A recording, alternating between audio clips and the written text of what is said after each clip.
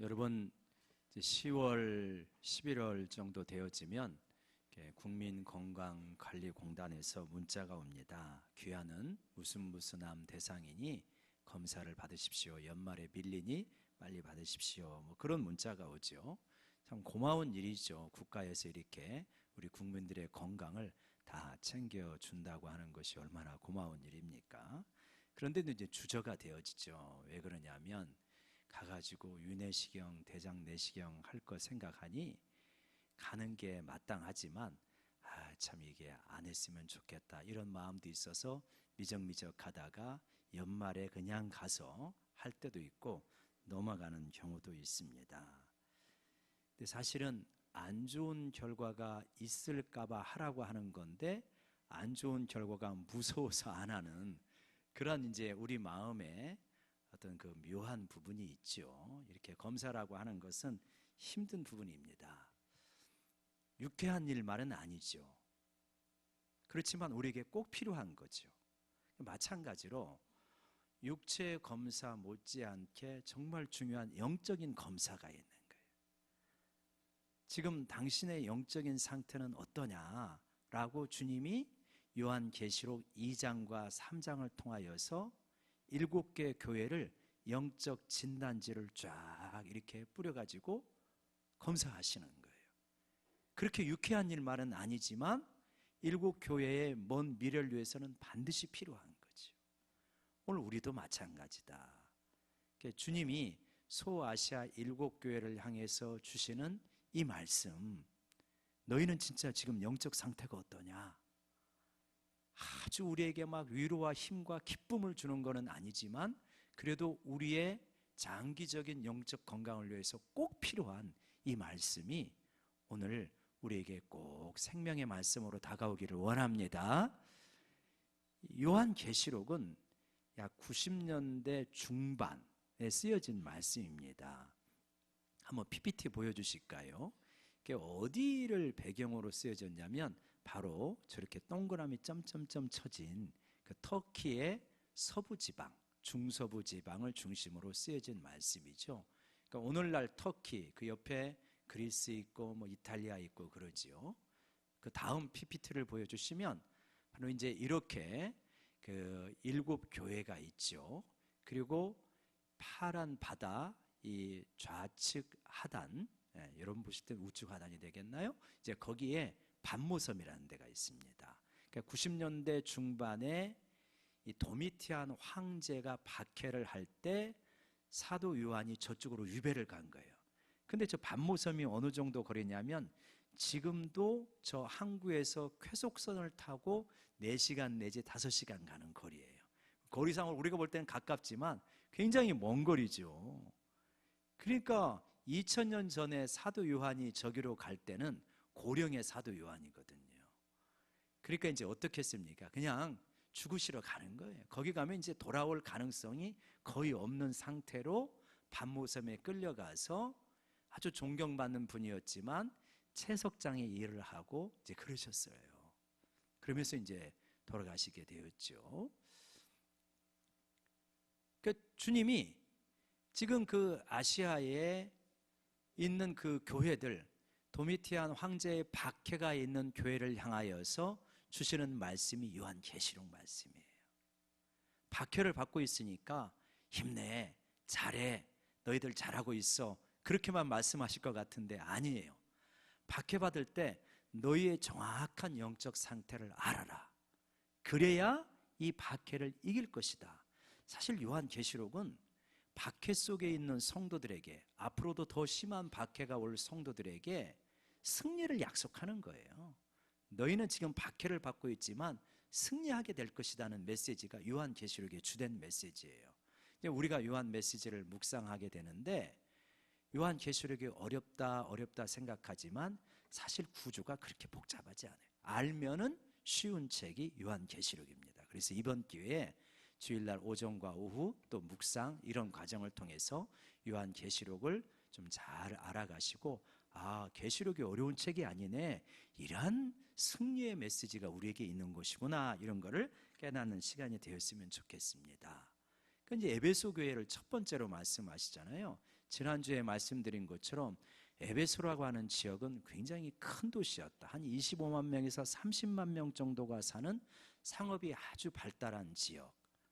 2만 4천 명이 들어가는 원형 극장이 있고 세계에서 세 번째로 큰 셀수스 도서관이 있는 곳. 그리고 아주 부유한 지역.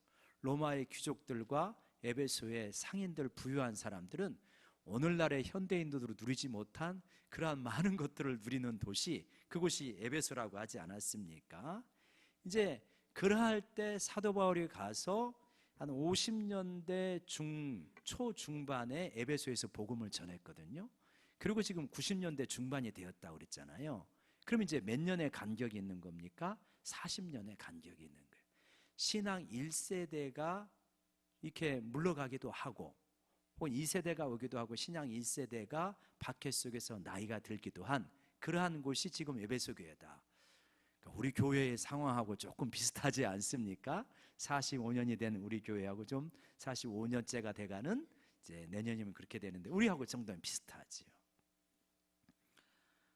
근데 이제 주님께서 어떤 말씀을 하십니까? 이 말씀 한번 잘 보면 1절에 그렇게 말씀하시는데 1절 말씀 같이 한번 읽어볼까요? 시작. 에베소 교회의 사자에게 편지하라. 오른손에 있는 7별을 붙잡고 7금 촛대 사이를 거니시는 이가 이르시되, 오른손에 7별을 붙잡고 그랬잖아요. 근데 우리가 바로 위에 있는 절 요한계시록 1장 20절을 보면 7별은 7교회에 뭐라고 그럽니까? 사자다. 아주 어렸을 때는 사자는 하는 사자로 생각하지만 이 사자는 그런 사자가 아니에요. 에이전트입니다. 대리인이에요. 그러니까 이 사자는 뭐냐면 에베소 교회의 목자와 지도자를 말하는 거예요. 주님께서 7사자, 7별, 그래서 주의 종들, 지도자들을 주님이 붙잡고 있다는 거예요. 7촛대는요 뭐라고 합니까? 7교회라 그러잖아요. 그러니까 7촛대 사이를 거니시는 분이 주님이시니까 무슨 말이겠습니까? 교회 사이에 주님이 계신다는, 교회를 주관하고 계신다는, 교회의 지도자들을 주님이 붙잡고 있다는 거예요. 그런 분이 지금 에베소 교회에 말한다. 그래서 우리가 교회를 보면 바깥으로 볼 때는 공동의회, 재직회, 당회 이런 부분이 중요한 것 같지만 실제로는 누가 교회를 붙들고 계시냐? 예수님이 붙들고 계시는구나 하는 것을 말씀해 주는 거죠. 여러분, 우리 교회는 주님의 교회인 줄로 믿습니다. 주님이 주인이셔요. 그러니까 교회에서 무슨 일을 하실 때 주님이 뭘 원하실까? 이걸 항상 생각하셔야 돼요. 봉사를 하실 때도, 내년에 사역을 지원하실 때도, 사역을 결정하실 때도 주님이 나한테 뭘 원하실까? 이게 옳은 거예요. 왜냐하면 교회 주인은 주님이시니까. 자, 이제 주님께서 2절과 3절에 보면 에베소 교회를 향하여서 마음껏 인정하시고 칭찬하시고 격려하십니다. 잘하고 있어요. 에베소 교회가 상당히 좋은 교회입니다. 사도 바울이 2년 반 동안 가르쳤던 교회니까 기초가 튼튼한 교회예요. 아주. 그래서 예수님이 2절과 3절에서 칭찬하는데 내가 너희 행위와 수고와 인내를 안다 그랬어요. 먼저 행위는 우리말로는 행위로 되어 있지만 원어로는 행위들 이렇게 되어 있어요. 그러니까 에베소 교회는 믿음 생활을 말로도 잘하지만 행위로도 잘하는 교회예요. 예배 생활, 봉사 생활, 전도 생활 별로 문제가 없는 이 교회가 에베소 성도들의 교회예요. 수고한대요. 수고는 그냥 이 보통의 수고가 아니라 땀을 흘릴 정도의 모든 것을 다 바친 것을 수고라고 합니다. 거기에다 인내까지 있어요. 그러니까 이들은 일회적이 아니라 지속적으로 땀을 다 하고 힘을 다하여서 믿음 생활을 하고 있는 거예요. 그러니까 좋은 교회죠. 근데 그것뿐만 아닙니다. 이 7교회에 대한 이야기를 들어보면 시련이 없는 교회가 없어요. 혼란이 없는 교회가 없습니다. 그러니까 교회에 외적인 환란과 내적인 어떤 혼란과 이런 것이 없었던 시절은 없어요. 그거는 그냥 당연한 거예요. 마귀가 가만히 있질 않아요. 그래가지고 어떤 자들이 들어왔냐면 악한 자들이 있었습니다. 그런데 악한 자들이 있는데 좋은 게 좋은 거요 하고 그냥 방치하지 않았다는 거예요. 악한 자들을 용납하지 않았다는 거예요. 악함을 분명하게 지적하고 치리하고 쫓아내고 이렇게 했다는 거예요. 뿐만 아니라 자칭 사도라고 하는데 뭔가 미심쩍어요. 그래가지고 시험을 해봐가지고 이게 아니네, 그래가지고 거짓이네 해가지고 그 거짓된 사도의 정체를 드러내버렸어요. 그 굉장히 바른 교회죠. 그런데 또 6절에 보면 이것뿐만이 아니에요. 니골라당의 행위를 미워했다라고 나오는데, 이 니골라당이 무엇이냐면 계시록 조금만 더 넘어가 보시면 2장 14절과 15절이 있는데 2장 15절 한번 같이 읽어볼까요? 시작. 이와 같이 내게도 니골라당의 교훈을 지키는 자들이 있도다. 이건 이제 버가모 교회라고 하는 그 교회에 말씀하시는 건데, 버가모 교회에 니골라당의 교훈을 지키는 사람들이 있었어요. 근데 14절에 그런 거 말하거든요. 발람 나오고 발락 나오고 그 얘기 하거든요. 그러니까 이거 민수기를 배경으로 하는 건데, 이 발람이라고 하는 선지자가 이스라엘을 저주하려고 하다가 하나님의 성령이 강하게 임하니까 새벽이나 축복을 합니다. 그리고 돌아가면서 꾀를 줘요. 저들은 싸워가지고 이길 사람들이 아니니까 타락시켜야 된다. 그게 뭐냐? 우상 숭배의 축제에 초청을 해가지고 이 음란한 행위를 하도록 그렇게 꾀를 주니까 이스라엘 백성이 거기에 빠져버린 거예요. 그 교훈을 따르는 그러한 사람들이 니골라당이라는, 그러니까 두 가지 특징이 있는 거예요. 니골라당은 뭐냐면 우상을 숭배하고 음행을 하는, 그거를 합리화하는 사람들이에요. 그러한 니골라당을 미워하고 교회에서 다 그러한 악들을 뿌리 뽑아버린 거예요. 여러분, 이 정도 되는 교회, 거기다 보면 또 참았어요. 이름을 위하여서 견디고 게으르지 않았습니다. 한마디로 말하면 뭐냐? 바른 생활 교회, 좋은 교회입니다. 별로 그렇게 흠잡을 게 없는 아주 FM과 같은 교회, 이 정도 되면 참 괜찮은 교회다 말할 수 있잖아요. 이 정도 이렇게 칭찬을 받는 교회예요. 그러니까 여러분, 우리가 아셔야 돼요. 뭘 알아야 되냐? 야, 주님이 다 보고 계시는구나. 뭘 알아야 된다고요? 주님이 다 보고 계시고 알고 계시는구나.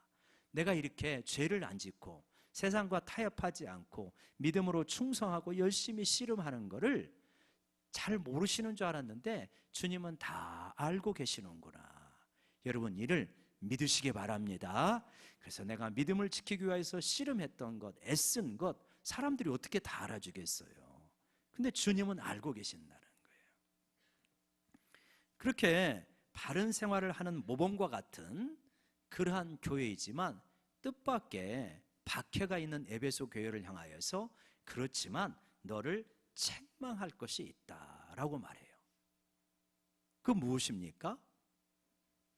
4절에 그렇게 말하죠. 너의 처음 사랑을 버렸느니라. 한번 따라해보세요. 처음 사랑을 버렸느니라. 너희가 충성을 다하고 예배도 잘하고 기도도 잘하고 예물도 잘 드리고 봉사도 잘하고, 근데 처음 사랑을 내가 네 마음에서 찾아보기가 어렵다는 거예요. 근데 여러분, 이 표현이 재밌어요. 처음 사랑이 식었느니라가 아니에요. 처음 사랑을 버렸느니라. 처음 사랑이 식었다고 하는 것은 뭐예요? 사랑이 식는다고 하는 것은 뜨거운 음식을 갖다 놨는데 시간이 지나면 식는 게 당연한 거잖아요. 우리의 사랑도 그와 같다는 거예요. 처음에는 뜨거웠지만 시간이 지나면 식는 게 당연한 거 아니냐. 주님을 향한 사랑도 식는 게 자연스러운 거 아니냐? 아니라는 거예요. 주님은 뭐라고 그러시냐면 처음 사랑이 식은 게 아니라 버렸다 그래요. 버렸다는 표현은 원어로 보면 버리다, 끊어버리다, 이혼하다는 뜻이 있어요. 그러니까 처음 사랑과 이혼했다는 거예요. 자연스럽게 식은 것이 아니라 네가 선택한 거야. 너는 나를 사랑하는 그 첫사랑, 이 첫사랑은 단순하게 시간의 의미가 아니라 아주 질적인 거죠. 사실은 네가 식은 것이 아니라 네가 첫사랑을 버리기로 선택한 거다. 주님은 이렇게 엄중하게 말씀하시는 거죠. 이 첫사랑이 어떤 사랑입니까? 에베소국 교회가 가졌던 첫사랑이 뭐냐면 사도행전 19장에 나오는데 사도 바울이 가가지고 두란노 서원에서 2년 동안 하루에도 여러 시간씩 복음을 전했어요. 그래서 그 지방에 있는 사람들이 복음을 안 들은 사람이 없어요. 사도 바울과 같은 대단하신 사도가 2년 동안 복음을 전하였으니 얼마나 기초가 탄탄하고 복음의 진리가 뜨겁고 성령의 역사가 강력했겠습니까? 귀신 쫓아나가죠. 쫓겨나가죠. 병자 고치죠. 심지어는 사도 바울의 수건 하나만 갖다 놔도 귀신이 사라지고 놀라운 역사가 일어나는 거예요. 그러니까 대단한 교회였습니다.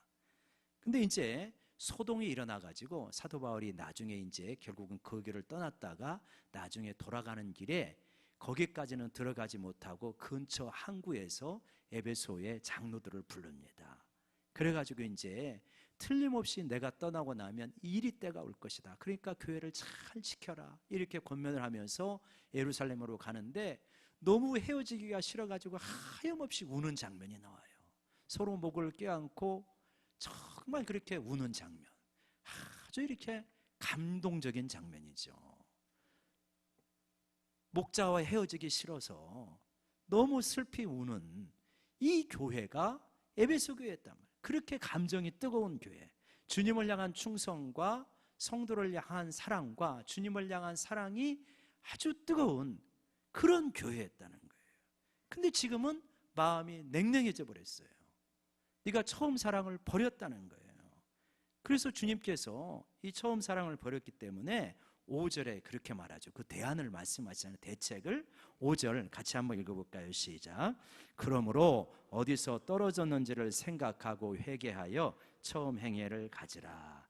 만일 그리하지 아니하고 회개하지 아니하면 내가 내게 가서 내 촛대를 그 자리에서 옮기리라.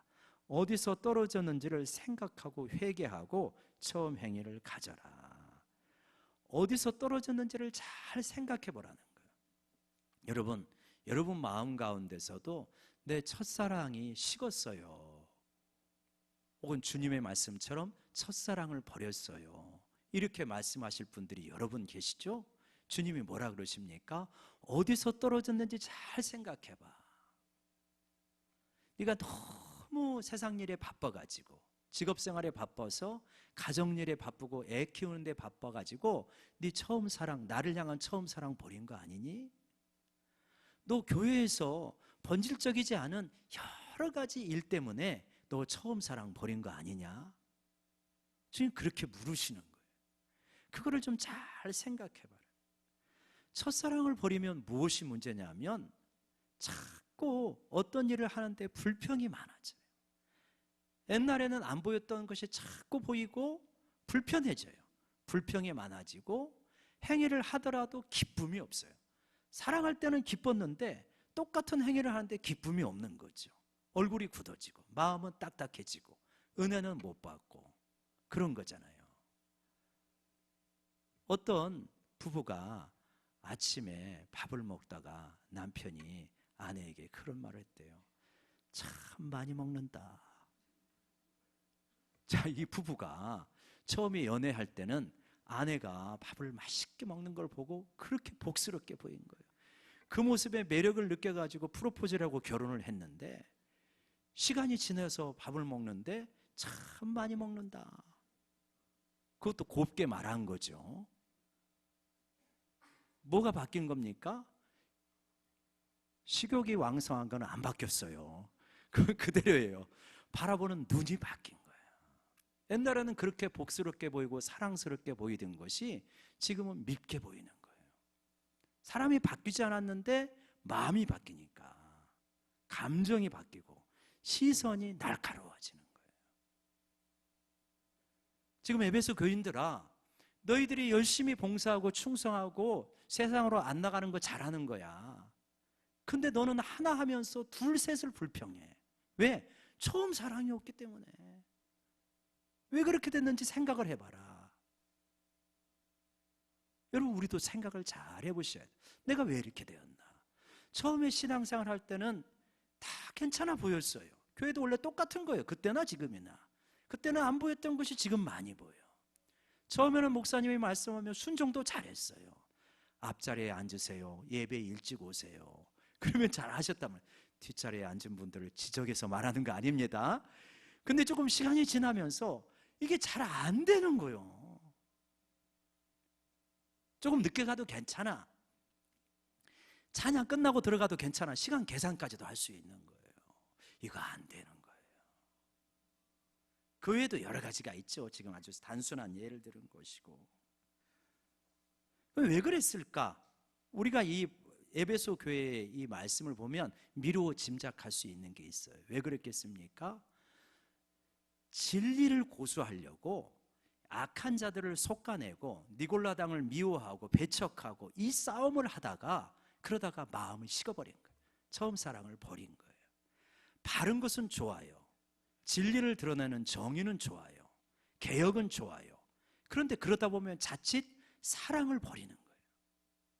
너무 올바른 삶을 살아보니까, 너무 바르게 하려고 하다 보니까 사랑이 식어버리는 거예요. 저는 가끔 느껴요. 이단하고 싸우시는 분들 너무 귀한 분들이에요. 그런데 그 말이 너무 날카로워. 너무 세. 그래서 참 마음이 안타까울 때가 있어요. 우리 이 목사님께서 이 좋은 어떤 자료를 가져와 가지고 그래가지고 이제 이런 어떤 이제 아마 다음 주나 그 다음 주에 붙을 텐데 이단에 대한 어떤 이렇게 좋은 팜플렛이 이렇게 브로마이드 같은 것이 있더만요. 그거를 사서 붙이면 어떨까요? 좋은 생각이다. 그러면서 이제 제안을 하기를 4층과 1층과 본당 그 뒤편에 벽에 그렇게 붙이면 어떨까요? 그러는데 제가 잠시 생각해보고 본당에 붙이지 말아라.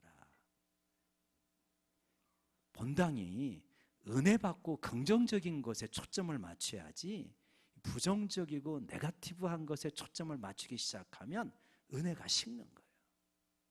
분명히 경계해야 돼요. 물리쳐야 돼요. 주의를 해야 되지만 너무 그런 것에 초점을 맞추면 마음이 식어요. 마음이 식으면 바른 행동을 해도 기쁨이 없어요. 자꾸 불평이 나오니까 오래 못 가요. 우리 힘으로 오래 못 갑니다. 사랑의 힘으로는 오래 가지만 바른 정신만 가지고는 오래 못 가요. 가더라도 마음에 정말 즐거움이 없는 걸. 이렇게 되는 거예요. 그래서 주님께서 그게 크다는 거예요. 이게 너무 큰 거다. 너 작은 게 아니다는 거예요. 그래서 네가 첫사랑을 버린 거 어디서 떨어졌는지를 잘 생각하고 회개해가지고 처음 행위를 가져야 된다. 그래야만 네가 소망이 있다. 그러면서 어떤 말씀을 하시냐면 네가 만약에 회개하고 처음 행위를 가지지 않으면 나의 이런 경고에도 불구하고 가지지 않으면 어떻게 한다? 내 촛대를 옮긴다. 그래, 촛대를 옮긴다. 무서운 경고잖아요. 근데 저는 이런 구절을 읽을 때마다 가슴이 덜컥하고 불안한 거예요. 야, 예수님이 왜 이렇게 강하게 말씀하실까? 이 정도 되는 교회에. 분명히 주님은 우리를 사랑하시는데 왜 이렇게 좀 위협적으로 말씀하실까? 근데 제가 이 말씀을 다시 한번 깨달았어요. 누구를 통해서? 아들을 통해서. 아들이 이제 군대를 제대하고 시간이 좀 많아가지고 하와이에 있는 코나에 있는 열방대학에 가서 봉사활동하고 훈련하는 그런 프로그램에 참여를 해가지고 거기에 가게 되었어요. 근데 거기 가게 되었는데 한 이틀 먼저 갔는데 유스 호스텔 같은데 이제 묵고 나서 거기를 들어가는 거예요.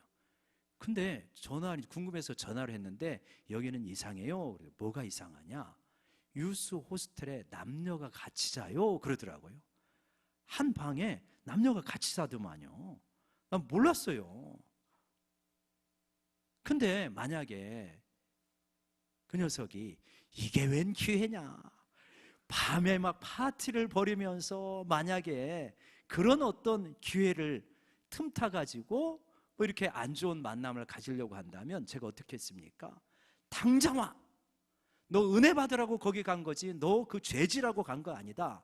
아주 그냥 엄청난 두려움을 가지고 제가 야단을 치고 바로 불러드리지 않겠습니까?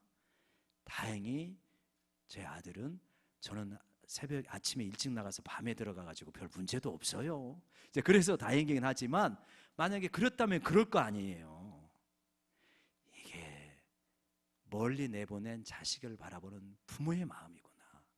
우리를 이 세상에 보내신 예수님의 마음이 그 마음인 거예요. 너 처음 사랑 싣고 봉사하고 예배생활 잘하면 다 되는 것 같지? 너 그거 굉장히 심각한 거야. 돌이키지 않으면 내가 네 촛대를 옮길 수밖에 없어. 이 경고가 그냥 경고가 아니라, 냉랭한 경고가 아니라 무슨 경고다? 사랑의 경고다. 우리 옆 사람 바라보면서 한번 각인시킵시다. 사랑의 경고를 잘 받읍시다. 사랑이 밑바닥에 있다는, 그냥 위협으로만 읽으실 게 아니라, 주님 무서워, 조금만 잘못하면 언제 잘릴지 몰라, 그런 게 아니라 정말 사랑하는 마음 가운데서 네가 그렇게 되면 큰일 나는 거야. 사랑의 경고를 하시더라는 거예요. 이 사랑의 경고를 받고 에베소 교회가 어떻게 되었을까요? 돌이켰어야 되는데 잘 모르지만 오늘날 가보니까 에베소에는 교회에 흔적조차 없더라. 사실은 이제 모하메드가 나오고 이슬람교가 된 다음에 한 700년대에 이 지역이 다 이슬람화 돼버렸어요. 그래서 교회를 찾아볼 수가 없어요. 촛대를 옮기리라고 하는 이 경고가 무섭게도 현실이 돼버린 거죠. 너무 가슴 아픈 장면인 거죠.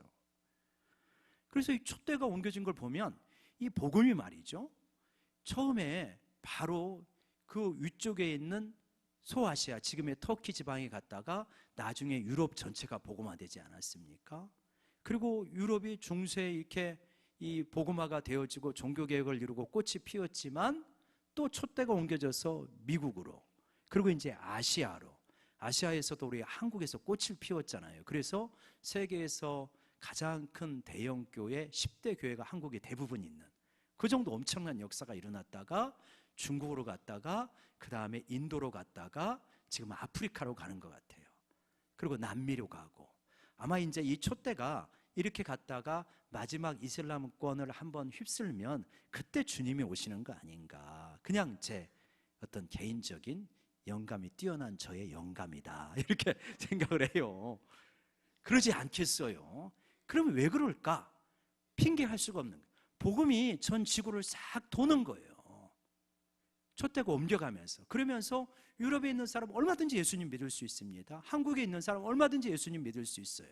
이제 중국과 인도에 있는 사람들 얼마든지 예수님 믿는 세상이 곧 올 거예요. 아프리카 그렇고, 이슬람에도 어느 정도인지 모르지만 이제 그러고 나면은 복음을 다 들을 수 있는 그런 기회가 오는 거예요. 촛대는 그렇게 옮겨지고 있는 거예요. 안타깝게도 이 지역에 촛대가 옮겨진 거예요.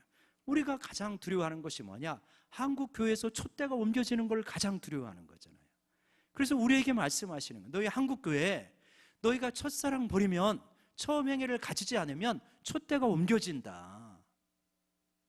한국 교회 그렇게 뜨겁게 기도하고, 사경회를 그렇게 사모하고, 말씀대로 살기를 위하여서 그렇게 애쓰던 그러한 열심히 싣고 자꾸 왜 이렇게 자주 모이냐? 왜 꼭 새벽 예배 해야 되냐? 왜 꼭 헌신해야 되는 거냐? 왜 꼭 11조는 해야 되는 거냐? 이러한 어떤 처음 행위들이 자꾸 이루어져 버리면 촛대를 옮기겠다는 거예요. 억지로 어떻게 설득해서 믿음 생활을 하게 하겠습니까? 주님께서 너희 열심히 있고 처음 행위가 있어야지요. 이제 그 말씀을 하시는 거죠. 여러분, 우리 자신, 우리 가정, 우리 교회, 한국 교회, 처음 사랑을 회복하기를 원합니다. 처음 행위를 다시 갖기를 원합니다. 그래야 지속될 수가 있는 거예요. 그러면서 뭐라고 그러시냐면, 이렇게 처음 행위를 회복하고 가지면은 이기는 그에게는 내가 생명나무의 열매를 주어 먹게 하리라. 7절에서 그렇게 말하잖아요. 이기는 자에게, 타협하고 뒤로 물러서고 중단하는 자에게 아니라 영적 싸움에서 이기는 그에게 생명나무의 열매를 먹게 하리라. 생명나무가 뭡니까? 생명나무가요, 성경 처음과 끝에 나옵니다.